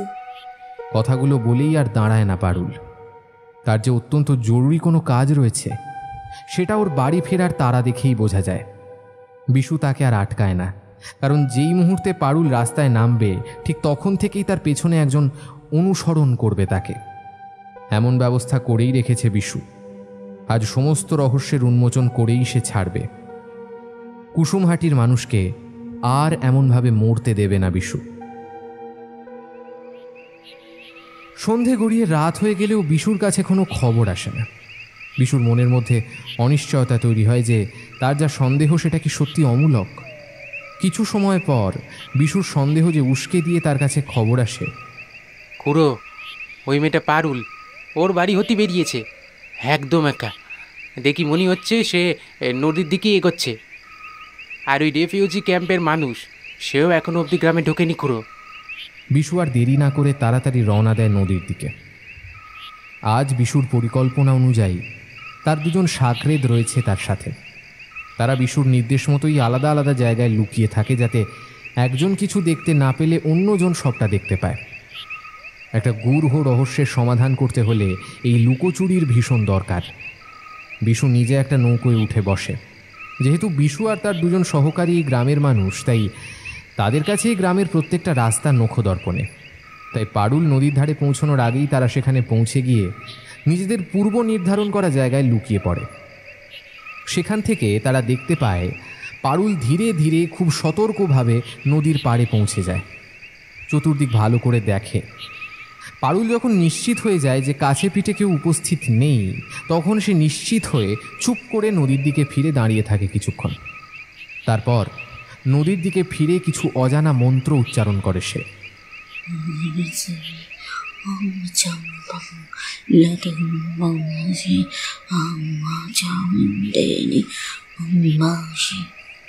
অমন মন্ত্র আগে কোনো দিন শোনেনি কেউ। এমনকি শাস্ত্র পাঠ করা বিশু অবধি বুঝতে পারে না ওই মন্ত্র কোন দেবতার উদ্দেশ্যে বলে পারুল। তারা সকলেই তাদের কৌতূহল দমন করে, নিজের নিজের জায়গায় চুপ করে বসে থাকে। তারপর তারা লক্ষ্য করে যে পারুল নিজের আঁচল থেকে কিছু একটা মাটিতে নামিয়ে রাখছে। ঘটনার এই পর্যায়ে আগের দিন বিশু দেখতে পায়নি, কারণ পারুল সেদিন আগে পৌঁছে গিয়েছিল। আজ কাছ থেকে সবটা দেখে বেশ অবাক হয়ে যায় বিশু। যে মেয়েটার মুখে সারল্য আর স্নিগ্ধতা বিরাজ করছে, সে কি করে সব মায়াবিদ্যা রপ্ত করল, সেটাই আশ্চর্যের বিষয়। অবাক হয়ে গেলেও এই মুহূর্তে নিজের অস্তিত্ব প্রমাণ করে সবটুকু নষ্ট করে দিতে চায় না বিশু। তার একজন সহচরকে ঝোপের পেছনের যে গাছটা রয়েছে তার একটা উঁচু ডালে বসে থাকতে বলেছে সে, যাতে উঁচু থেকে সবটা আরও ভালো করে দেখতে পায়। আঁচল থেকে সম্ভাব্য তুষ আর সেটা জ্বালানোর সরঞ্জাম আগে থেকে লুকিয়ে নিয়ে এসেছিল পারুল। তারপর তুষের আগুন জ্বালিয়ে নেয় সে। সেই অল্প আগুনের লালচে আলোয় বিশু স্পষ্ট দেখতে পায় একটা লাল রঙের টিকা রয়েছে পারুলের কপালে। যেই মেয়ে অম্বুবাচীর তিথি সদ্য পালন করে বাড়ি ফিরেছে, তার এ এক নতুন রূপ যেন সত্যি অবিশ্বাস্য।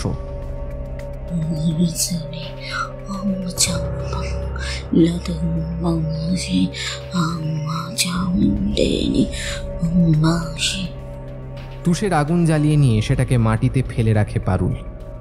আরও কিছু দুর্বোধ্য মন্ত্র উচ্চারণ করে সে নিজেও ঝোপের আড়ালে চলে যায়। এর পরের ঘটনা বিশুর জানা, তবুও সে অপেক্ষা করে কখন এবং কিভাবে ওই ভয়ঙ্কর পাথরের মূর্তির আবির্ভাব হবে সেটা দেখার জন্য। এর মধ্যে দূর থেকে একজন ব্যক্তিকে নদীর ধার দিয়ে হেঁটে ফিরতে দেখা যায়। বিশু এই ব্যক্তিকে না চিনলেও তার বুঝে নিতে অসুবিধা হয় না যে এর জন্যই পারুলের এই এত আয়োজন। এই সেই ব্যক্তি যে রিফিউজি ক্যাম্পে নতুন এসেছে। ওই ব্যক্তি নদীর ধারে পৌঁছে যেতেই কোনো এক মন্ত্র বলে ওই বিশাল পাথরের মূর্তি ধীরে ধীরে আবির্ভাব হতে থাকে ওই মানুষটির ঠিক পেছনে। তুষের আগুন জ্বালানোর পরে ঝোপের মধ্যে ঠিক কী ঘটনা ঘটেছে সেটা বিশু তখনও জানতে পারে না। তবে সে নিশ্চিত যে তার যে সহকারীকে সে গাছের ওপর উঠে বসে থাকতে বলেছে, সে নিশ্চয়ই সব কিছু লক্ষ্য করেছে। কিছুক্ষণের মধ্যেই সবটা জানা যাবে। মূর্তিটা যখন প্রায় মানুষটির পেছনে চলে আসে আর লুকিয়ে থাকে না বিশু, কারণ এই মুহূর্তে সেখানে না পৌঁছলে ওই মানুষটার নির্ঘাত মৃত্যু হবে। সেটা বেশ ভালোই বুঝতে পারে বিশু। মানুষটা যতই অপরাধী হোক না কেন, পারুলের সাথে যাই করুক না কেন, অথবা পারুলের ঠিক উদ্দেশ্য কী সেটা জানতে গেলেও মানুষটাকে বাঁচানো প্রয়োজন এবং পারুলকে হাতে নাতে প্রমাণসহ ধরাও প্রয়োজন। বিশু নৌকোর ভেতর থেকে এক লাফে মানুষটার সামনে এসে পৌঁছয়। শুধু তাই নয়, চিৎকার করে তারা দুজন সহকারীকে সামনে আসতে বলে। কানু, কই রে রাম, বেরিয়ে আয় তোরা এক্ষুনি, তাড়াতাড়ি আয়। আর পারুলের উদ্দেশ্যে বিশু বলে, পারুলা, আমি জানি তুমি ঝোপের মধ্যে লুকিয়ে আছো, আর আমি এও জানি যে তুমি কি কারণে এই অসময় এমন এক জায়গায় উপস্থিত রয়েছো। তাই তুমি আমাদের সামনে উপস্থিত হও মা, উপস্থিত হও। এটা বিনীত অনুরোধ মা, তুমি উপস্থিত হও। এদিকে পাথরের মূর্তিটা ধীরে ধীরে এগোতে থাকে মানুষটার ঠিক পেছনে।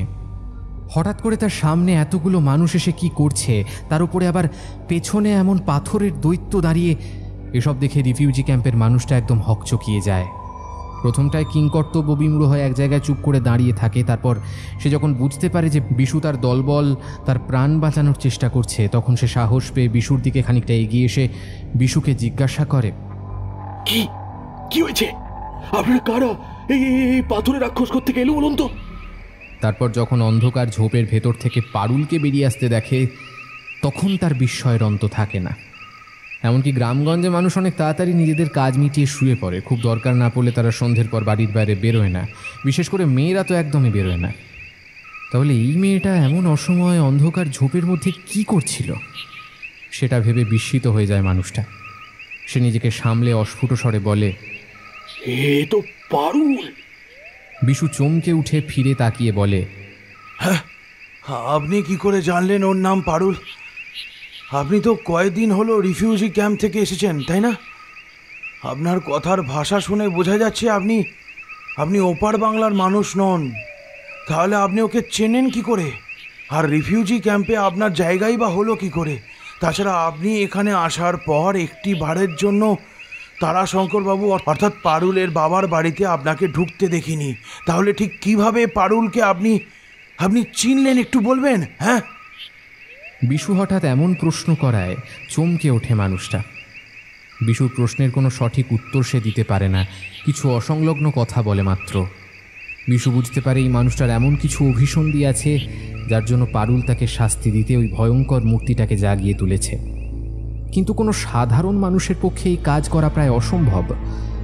তার মানে ধরে নিতে হয় যে পারুলের নিশ্চয়ই কোনো বিশেষ ক্ষমতা রয়েছে যার জন্য সেই কাজ করতে পারে। ঝোপের মধ্যে থেকে বেরিয়ে এসে পারুল কোনো কথা না বলে পাথরের মূর্তিটার পায়ের কাছে চুপ করে বসে পড়ে।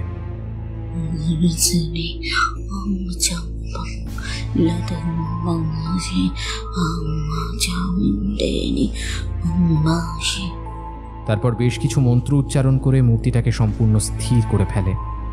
পারুল নিজেও বুঝতে পারে যে সে ধরা পড়ে গেছে, তাই আর কোনো ভনিতা না করে অপরাধীর মতো মাথা নিচু করে চুপ করে দাঁড়িয়ে থাকে। বিশুর সহকারী যে গাছের ডালে বসেছিল সে এগিয়ে এসে বিশুকে বলল, খুড়ো, আমি গাছের ডালে বসি স্পষ্ট দেখলুম এই মহিলা আঁচল থেকে কি একটা পাথর বের করলো, সেটা মাটিতে নাইমে রাখি এই কি সব মন্ত্রতন্ত্র যে বলল, অমনি সেই পাথরের মূর্তিটা তৈরি হলো। তারপর তো সে এগিয়ে এসে গেলে এখানে। পারুল তখনও মাথা নিচু করে দাঁড়িয়ে রয়েছে।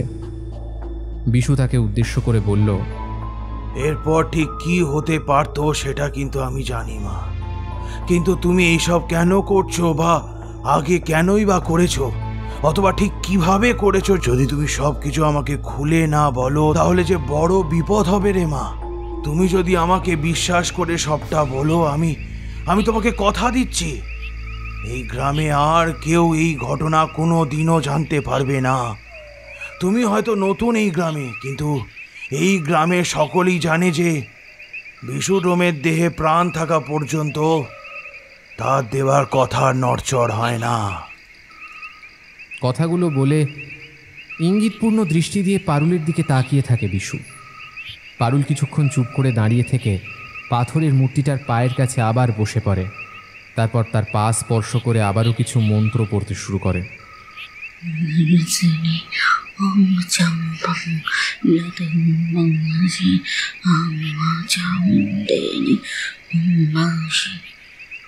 সকলকে অবাক করে দিয়ে অত বড় পাথরের মূর্তিটা হঠাৎ একটু একটু করে ছোট হতে থাকে। একসময় সেটা একটা নুড়ি পাথরের আকারে চলে আসে। তারপর সেটাকে ভক্তি ভরে প্রণাম করে পারুল সেটা তার আঁচলের মধ্যে নিয়ে নেয়। তারপর বিশুর দিকে তাকিয়ে বলে, আপনারে বিশ্বাস করি বইলাই আপনারে প্রাণে বাঁচাইছিলাম আগের বার। আপনার কাছে যখন ধরা পড়ে গেলাম তখন আর লুকাইয়া কি করুন, কিন্তু বাড়ি যাইতে দেরি হইলে বাপ মায়ের চিন্তা করবে। আপনারা যদি কষ্ট করে আমাকে বাসায় আহেন, আমার বাবা আপনাদের সব কথা খুইলে বলবে। আমার পক্ষে সব কথা গুছাইয়া কইতে একটু সমস্যা হইব। বিশু সম্মতি দেয় পারুলের প্রস্তাবে। এতটা যখন তারা করতে পেরেছে তখন পারুলের বাড়ি গিয়ে সবটুকু জানার জন্য তাদের বাড়ি যাওয়াটা মোটেও কষ্টকর কাজ হবে না। তাই সকলে পারুলের পেছন পেছন রওনা হয় তার বাড়ির উদ্দেশ্যে। তবে বিশু একটা বিষয় যথেষ্ট বিস্মিত হয় যে পারুল এতগুলো মানুষের সামনে ধরা পড়ে গেলেও সে কিন্তু এতটুকু ভয় পায়নি। তার চারিত্রিক গাম্ভীর্য এবং দৃঢ়তা যেন আরও স্পষ্ট হয়েছে। এমনটা তখনই হয় যখন মানুষ নির্ভয়ে থাকে। তাহলে কি পারুল যা করেছে তাতে তার বা কুসুমহাটির মানুষের মঙ্গলই হবে? সব কথা শোনার জন্য বড্ড ব্যাকুল হয়ে ওঠে বিশু। তারাশঙ্করবাবুর বাড়িতে ঢুকতেই দেখা গেল তিনি আর তার স্ত্রী দুজনেই অধীর আগ্রহে অপেক্ষা করছে পারুলের ফিরে আসার। পারুলকে ফিরতে দেখে তারাশঙ্করবাবু অস্থির হয়ে কিছু বলতে যাচ্ছিলেন, কিন্তু এই সময় পারুলের সাথে অযাচিত অতিথিদের দেখে তিনি নিজেকে সামলে নেন। অর্থাৎ পারুল যে একটি বিশেষ কাজে গেছে সেটা সম্পর্কে তারা যথেষ্ট অবগত। তারাশঙ্করবাবু একটু জিজ্ঞাসু দৃষ্টিতে চেয়ে থাকে বিশুর দিকে। পারুল এগিয়ে এসে তার বাবাকে বলে, এনারা যাইন না গেছেন, বাকিটা আপনিই বইলা দেন। কথাগুলো বলে পারুল তার মায়ের সাথে ঘরের ভেতর চলে যায়। তারাশঙ্করবাবু ইতস্তত করায় বিশু তাকে সবিস্তরে সব কথা বলে। তারা ঠিক কিভাবে পারুলকে সন্দেহ করে তার উপর নজরদারি করে, আজ তাকে প্রমাণসহ ধরেছে। তবে রিফিউজি ক্যাম্পে আসা নতুন মানুষটার সম্পর্কেও যে বিশু যথেষ্ট সন্দিগ্ধ এবং সে যে তার উপরও নজর রেখেছিল সেটা জানাতে ভোলে না বিশু। সব কথা বলার পর বিশু তারাশঙ্করবাবুকে বলে, আপনি তো সবই শুনলেন, এবার যদি আমাদের মনের অন্ধকার দূর করেন তাহলে খুব ভালো হয়, আর সেটা না হলে আপনাদের শাস্তি হতে পারে, এমনকি পারুল মাকে নিয়েও টানাটানি হতে পারে। বিশুর সব কথা শুনে তারাশঙ্করবাবু দাওয়ায় রাখা একটা চেয়ারে ধপ করে বসে পড়েন। বেশ কিছুক্ষণ মাথা নিচু করে এক মনে ভাবতে থাকেন। হয়তো নিজের মনকে একটু শান্ত করার চেষ্টা করছেন তিনি, হয়তোবা নিজের মনের কথাগুলো একটু সাজিয়ে নিচ্ছেন আপন মনে। তারপর একটু দীর্ঘশ্বাস ফেলে তিনি বলেন, দেখো, আমি এখন যা যা বলবো সেগুলো আমার বংশের একান্তই গোপন, তাই তোমরা সবাই বাইরে অপেক্ষা করো, আর এই লোকটাকে চোখে চোখে রাখবে যেন কোনোভাবে পালিয়ে না যায়। বিশু তারাশঙ্করবাবুর ইঙ্গিত বুঝতে পেরে তার দুজন সহকারীকে নির্দেশ দেয় যাতে তারা ওই লোকটাকে নিয়ে ওই ঘরে অপেক্ষা করে। লোকটাকে খুব সতর্কভাবে পাহারা দেওয়া দরকার, কারণ সে ইতিমধ্যে বেশ কয়েকবার পালানোর চেষ্টা করেছে। তারা সকলেই চলে যেতে তারাশঙ্করবাবু বলতে শুরু করেন, পারুল আমার মায়ের থেকে একটি বিশেষ বিদ্যা শিখতে সক্ষম হয়েছে, যার ফলে সে আমাদের বংশের ঘুমিয়ে থাকা দেবী আরিষ্ট দেবীকে জাগিয়ে তুলতে পারে। তার আগে আরিষ্ট দেবী সম্পর্কে তোমাকে জানতে হবে। হিন্দু ধর্মে বিশ্বাস করা হয় যে যেই ব্যক্তি অশ্বত্থ গাছ, নিম গাছ, তেঁতুল গাছ কিংবা কলা গাছ এইসব গাছের প্রভৃতি লাগান তিনি পবিত্র মানুষ। নিমে রয়েছে অলৌকিক ঔষধি গুণ। নিমকে মা দুর্গা এবং ঈশ্বরের অন্য রূপ হিসেবে বিবেচনা করা হয়। একে কোথাও নিমারি দেবী বলাও হয়ে থাকে। এই গাছটিকে হিন্দু ধর্মাবলম্বীরা পূজা করে থাকে। এই নিম গাছের মহৌষধি গুণাগুণের জন্য একে আরিষ্ট নামে ডাকা হয়। আমাদের দেশের বাড়ির পুজো মণ্ডপের সামনে বাঁধানো নিম গাছের ঠিক নিচে এক দেবী পাকাপাকিভাবে অধিষ্ঠান করতেন।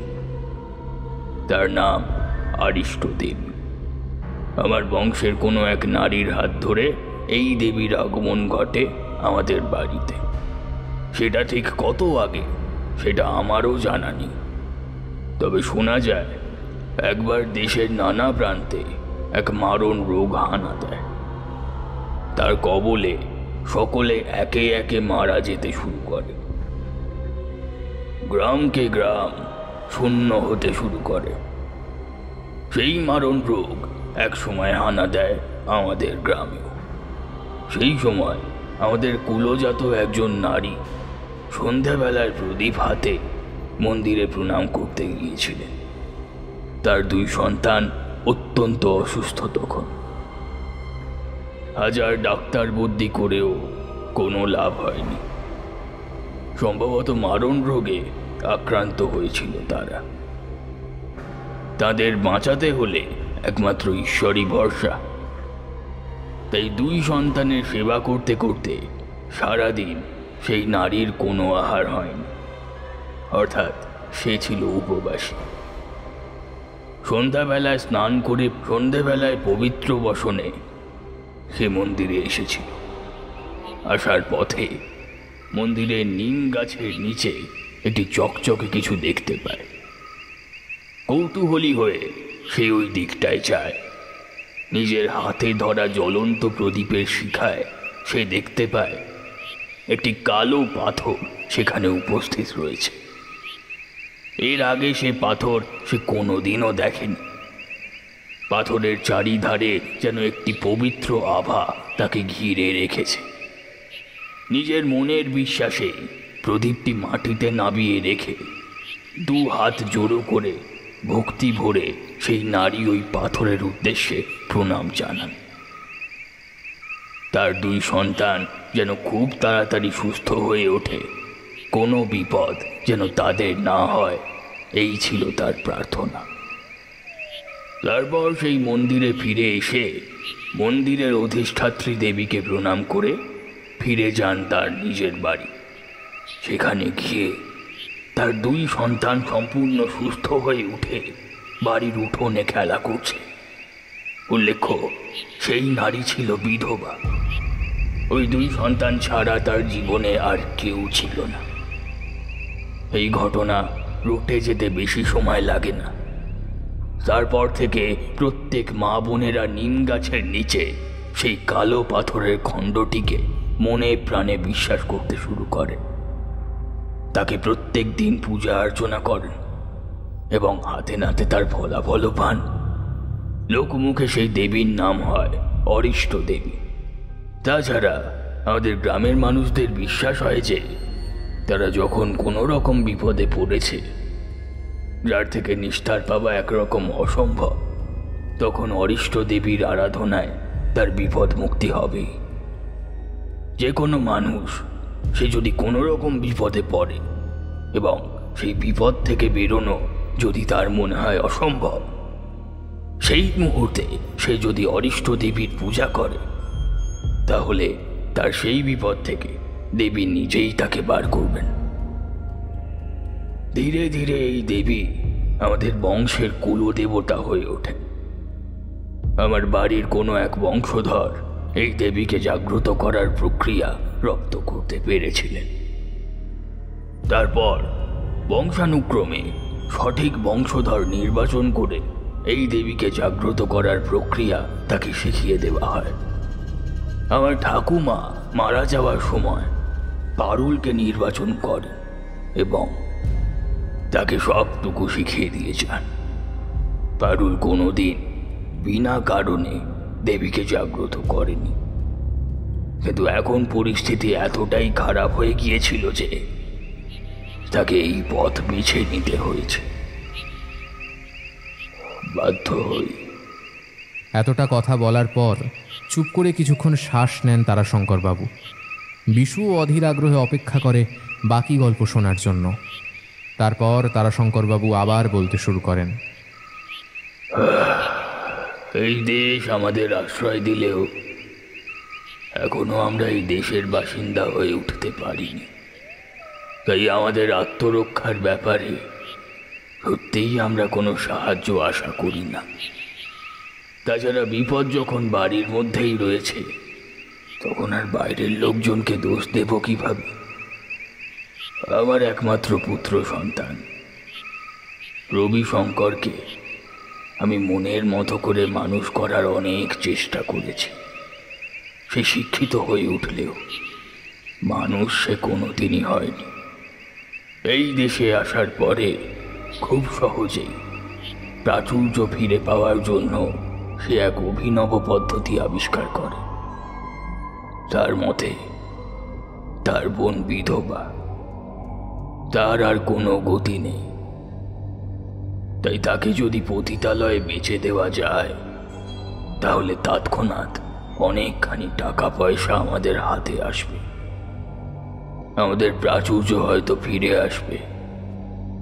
যদি আমরা রিফিউজি ক্যাম্পে আরো অনেক মেয়ে বিধবা আছে, তাদের সবাইকে যদি পতিতালয়ে দিয়ে আসতে পারি, তাহলে হয়তো আমাদের প্রাচুর্য আবার সেই সমান জায়গা পাবে।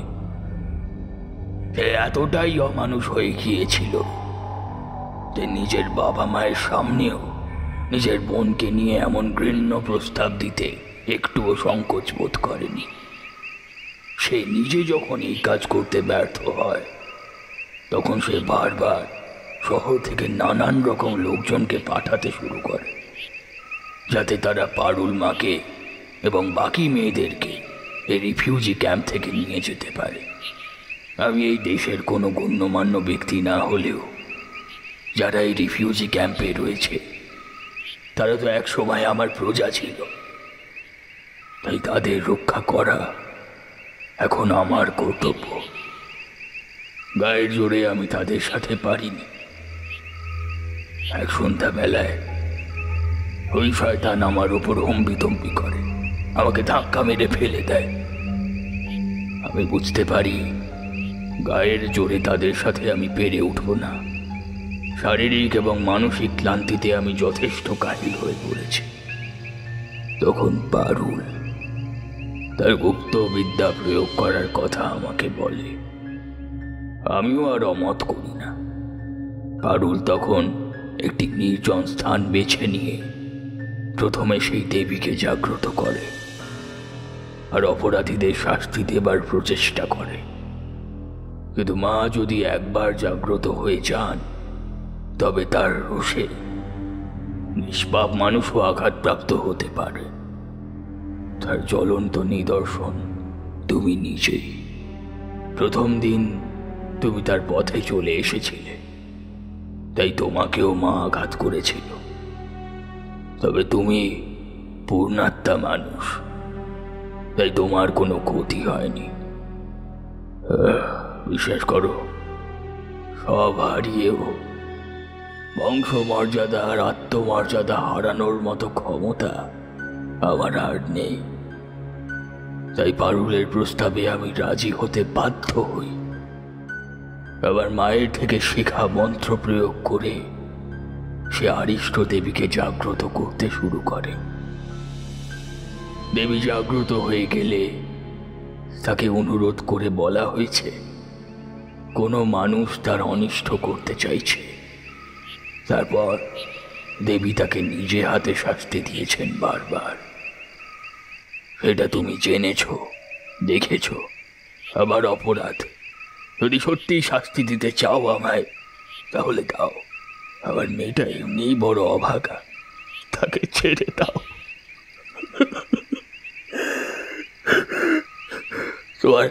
তোমার শাস্তি দেবার ইচ্ছে করে তো আমায় দাও। সব দোষ আমার।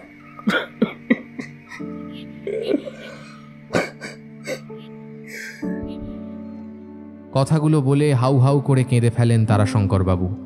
এই বেদনাগ্রস্ত পিতাকে সান্ত্বনা দেওয়ার ভাষা হারিয়ে ফেলে বিশু। ভোর থেকে উৎসবের আমেজে ভেসেছে গোটা কুসুমহাটি গ্রাম। মহা ধুমধামে অরিষ্ট দেবীর পুজো হবে সেখানে। বিশু নিজেই দেবীর প্রতিস্থাপন করেছে গ্রামের মন্দিরে। আজ তার পুজো। কুসুমহাটি গ্রাম আবারও বিপদমুক্ত হয়ে উঠেছে অরিষ্ট দেবীর আশীর্বাদে। সবচেয়ে বড় কথা, কুসুমহাটিতে আবার শান্তি ফিরে এসেছে। মা বোনেরা আবার ইচ্ছে মতো যাতায়াত করতে পারছে নির্ভয়ে, কোনো মানুষ আর বেঘরে প্রাণ হারায়নি। সর্বোপরি রিফিউজি ক্যাম্পের মানুষরাই গ্রামের এক একজন সদস্য হয়ে উঠেছে। তারা সকলে গ্রামের উন্নয়ন, মেয়েদের রক্ষা করতে, গ্রামে শিক্ষার ব্যবস্থা করতে একসাথে লড়াই করছে। যে মৃত্যুগুলো হয়েছিল তাদের মৃত্যুর সঠিক কোনো কারণ পুলিশের তদন্তেও বেরোয়নি। বিশু কোনোদিন কাউকে তারাশঙ্করবাবুর বলা কথাগুলো বলেনি। তার জন্য বিশুর কাছে চিরদিনের মতো কৃতজ্ঞ তারাশঙ্করবাবু ও তার পরিবার। হয়তো পাপীদের শাস্তি দেওয়ার উপায় একটু অন্যরকম ছিল, তবে এর বেশি পারুল কী বা করতে পারত। সত্যি বলতে সে তো শুধু একার জন্য এটা করেনি, করেছে গ্রামের জন্য, গ্রামের আরও অনেক অবলা মেয়ের প্রাণ রক্ষা করতে। তাছাড়া সেই সময় তো তারাও কেউ এদের অসুবিধা সুবিধার কথা একবারের জন্য জানার প্রয়োজন বোধ করেনি। অন্য দেশ থেকে এই দেশে আসার জন্য তাদের দয়ার পাত্র হিসেবে গণ্য করেছে মাত্র। এই অবস্থায় সত্যি কি কিছু করার ছিল পারুলের? আর যখন তার নিজের দাদা তার চরম সর্বনাশ করতে উদ্যত হয়েছে, একজন মেয়ে হয়ে সেই কথা সে কীভাবেই বা বলতো? আর বললেও তাকে কি আদৌ কেউ বিশ্বাস করত? কলঙ্কের সব দায় চিরকাল মেয়েদেরই তো হয়। এইসব কথা গণ্য করে বিশু কাউকে কিছু বলেনি। গ্রামের মানুষকে বিশ্বাস করিয়েছে যে নিজে হাতে শাস্তি দিয়েছেন পাপিষ্ঠদের। রবিশঙ্কর আর তার দলবলকে গ্রেপ্তার করেছে পুলিশ। একটা শুভ্র সাদা থান পরে গলায় চন্দনের মালা, কপালে চন্দনের টিপ দিয়ে পুজোর নৈবেদ্য সাজিয়ে নিয়ে আসে পারুল। বড় সুন্দর স্নিগ্ধ লাগছে তাকে। মন্দিরের সেবিকা হয়ে সারা জীবন কাটাতে চায় সে। গ্রামের কিছু বাচ্চাকে সেলাই শিখিয়ে তাদের নিয়ে বাকি জীবনটা কাটানোর সিদ্ধান্ত নিয়েছে সে নিজেই। তার বাবা মা বিশু তাকে আগলে রাখবে চিরকাল। তাছাড়া পারুল জানে যে সে আর কোনোদিন একা হবে না। অরিষ্ট দেবী তাকে কোনোদিন একা হতে দেবেন না। কখনো মা হয়ে কখনো মেয়ে হয়ে তাকে চিরটা কাল আগলে রাখবে। তাছাড়া এই গ্রামের মানুষজন ধীরে ধীরে তার জীবনের একটা অবিচ্ছেদ্য অংশ হয়ে গেছে। তারাও তাকে আগলে রাখবে সে জানে। ঈশ্বর সবসময় আমাদের সকল বিপদের হাত থেকে রক্ষা করেন, শুধু সব ভেজালের মধ্যে থেকে তাকে চিনে নিতে হয়, তাকে বুঝে নিতে হয়। মোক্ষ লাভ হয়তো তাকেই বলে।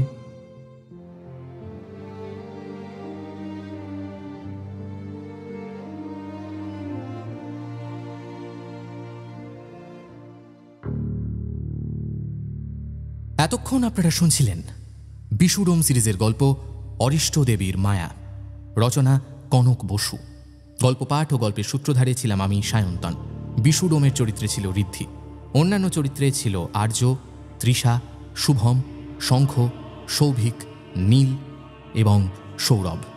এই গল্পের নাট্যরূপ নির্মাণে ছিল অনিন্দিতা, শব্দ সংযোজনে ছিল সৃজা, আবহ সঙ্গীত ও স্পেশাল এফেক্টসে ছিল রণজয়। এই গল্পের প্রচ্ছদ নির্মাণ করেছে শুভদীপ বন্দ্যোপাধ্যায়। কেমন লাগলো আজকের গল্পটা? যদি গল্পটা আপনাদের ভালো লেগে থাকে অবশ্যই ভিডিওটিকে একটি লাইক করে দেবেন, চ্যানেলটা সাবস্ক্রাইব করতে ভুলবেন না, বেল আইকনে ক্লিক করে দেবেন সমস্ত গল্পের আপডেট এবং নোটিফিকেশনস সবার আগে পাওয়ার জন্য। আগামী পর্বে আবার আপনাদের সাথে দেখা হবে আরও একটা নতুন গল্পের সাথে। সবাই ভালো থাকবেন, সুস্থ থাকবেন। নমস্কার, শুভরাত্রি।